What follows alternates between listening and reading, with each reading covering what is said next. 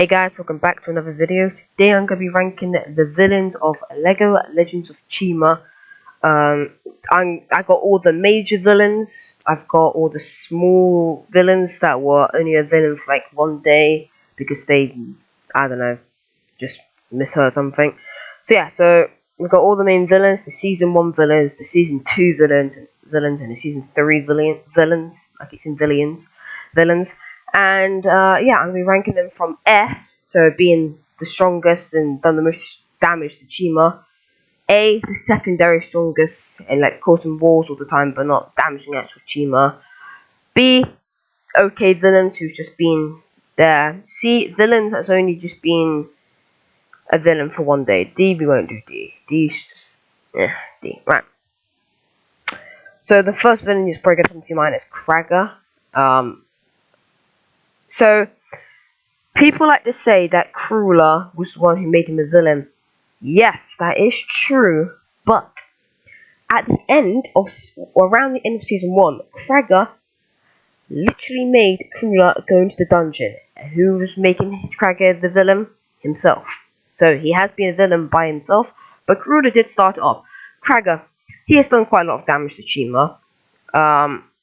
Caused loads of wars, grabbing the wolves on the sides, stealing chi, attacking the Val, attacking the lions, and yeah.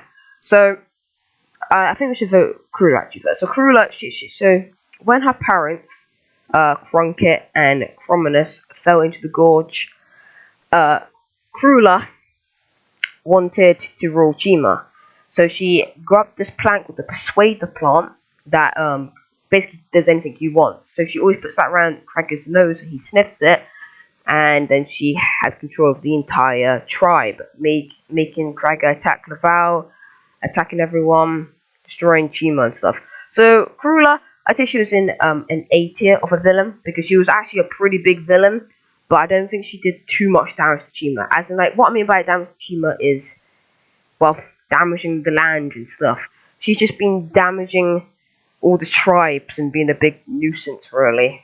But she was a big villain, and I do like her as a villain.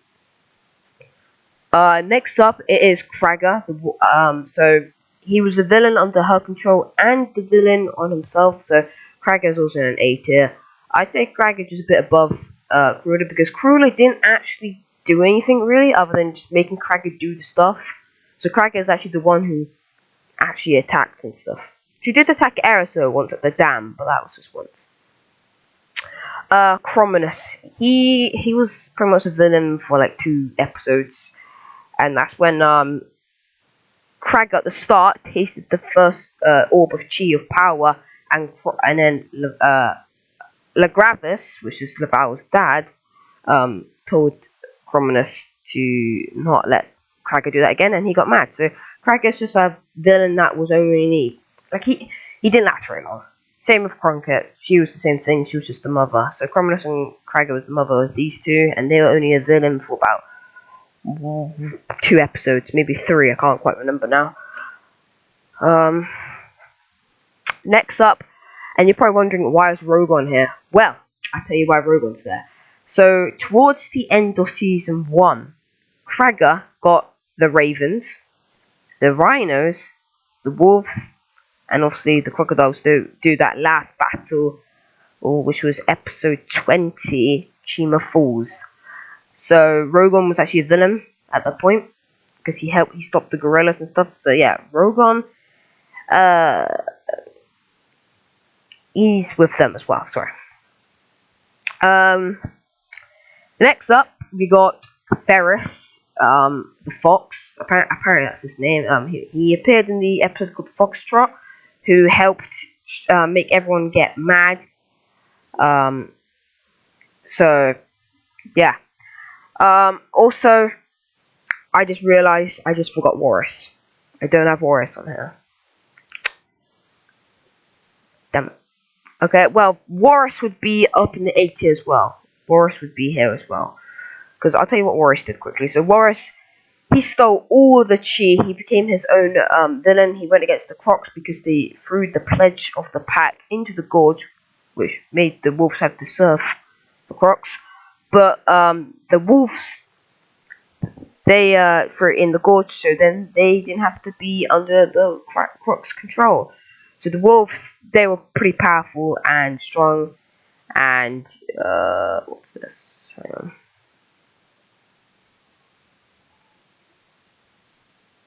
Okay.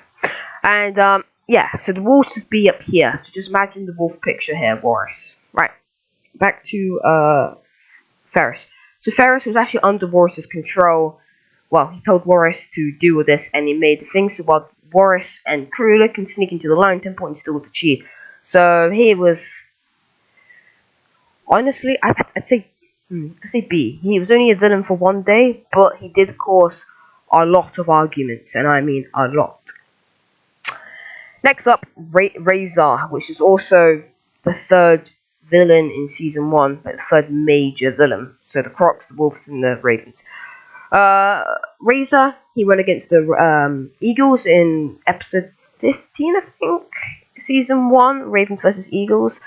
He was under Cragger's control because if you pay them, they pretty much do anything because all they care about is treasure. They did a little. I'd say, yeah, they'd be with Worriz and Cragger and Crooler up here. So remember, I'd say Crooler's at the bottom of this, but she is a big villain. Cragger, Worriz would be where Razar is. Then the Razar would be after Worriz, and then Crooler. So just pretend the wolf between Cragger and Razar.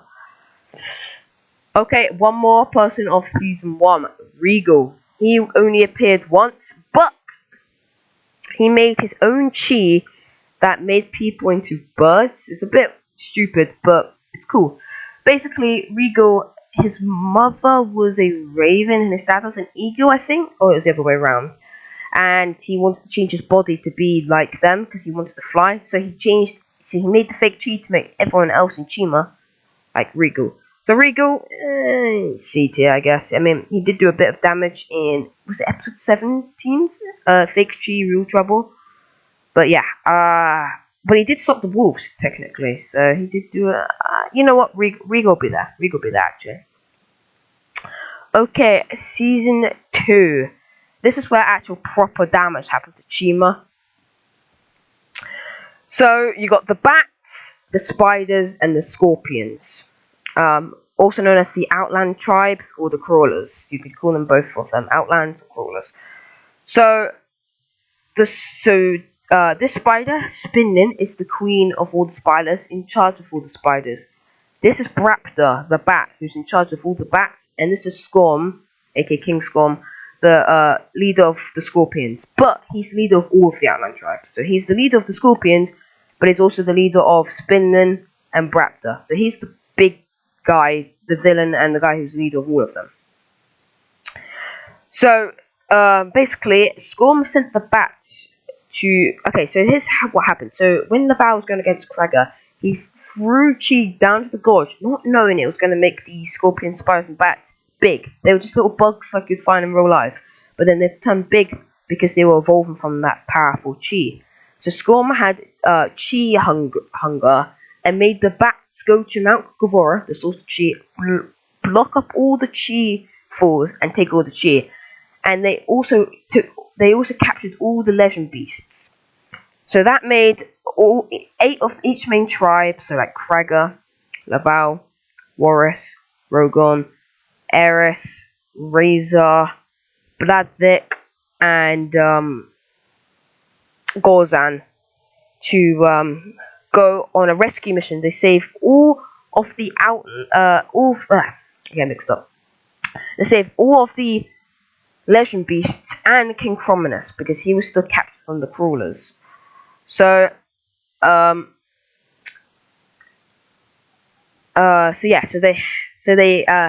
did that. But if they didn't grab the legend beasts within 2 full moons, Chima would have basically perished. Completely, just everything would die, all life would die. So that's kind of something to think about. That's kind of how much damage the crawlers did. So all the crawlers would go up here, and yeah. Right, so the next is the Hunters, which is the next big powerful villains. So after the outland defeat, after they got mad, they threw the chi down into another ravine within the gorge or the cave system, and the ancient hunters, as it's called, got froze by the phoenix from the first illumination. It didn't work too well, but it did freeze them. So Scorm threw down one orb of chi that Laval gave him because Scorm's he's young. He's a very young person, so he gets very mad easily. He threw the chi down to Fangar and made him back up, like made him not like because he was in a dreamless dream. So it made him come out of his dream, and then he got his mammoths and his vultures with him, and his saber-tooth tigers. So I haven't put Stealth 4 because I would put Stealth 4, but Fangar is the leader of the saber-tooth tigers. So the hunters, so Fangar is the leader of the saber-tooth tigers, but he's also the leader of all the tribes. So Vardy is the leader of all the vultures. Maula is the leader of all the mammoths. But Fangar is the leader of all of them. A bit like Scorm of the outland tribes. But Fangar of the hunters. So they did a lot of damage to Chima as well, freezing all of Chima and almost threatening to grab Gavora.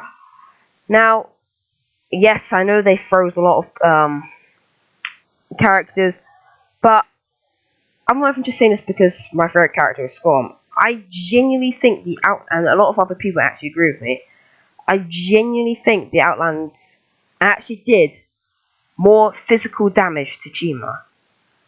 But they will be up in the S tier because they were also powerful villains. I'd say Fangar is above Spinlyn. I'd say, yeah, just like that. So, yeah. So, let me tell you. So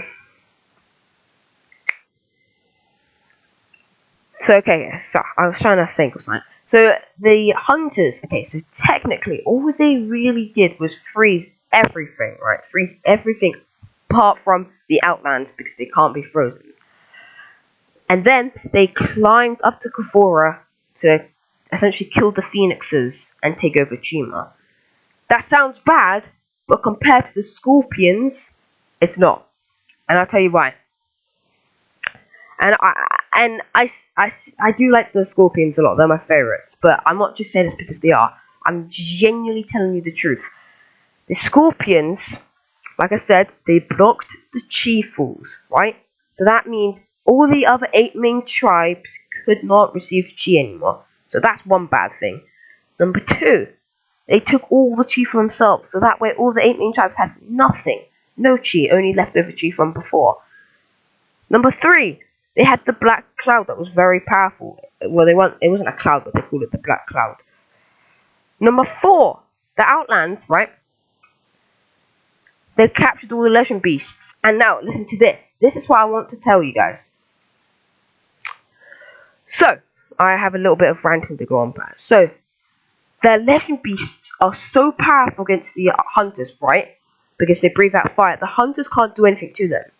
But the outland tribes can. Because fire does not affect them. The outland tribes can possess them, technically, under their own scorpion stinger thing.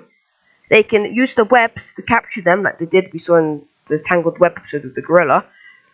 And the Levertus, aka Shadowwind, had to put armor because of the scorpions could take under the control of the legend beasts.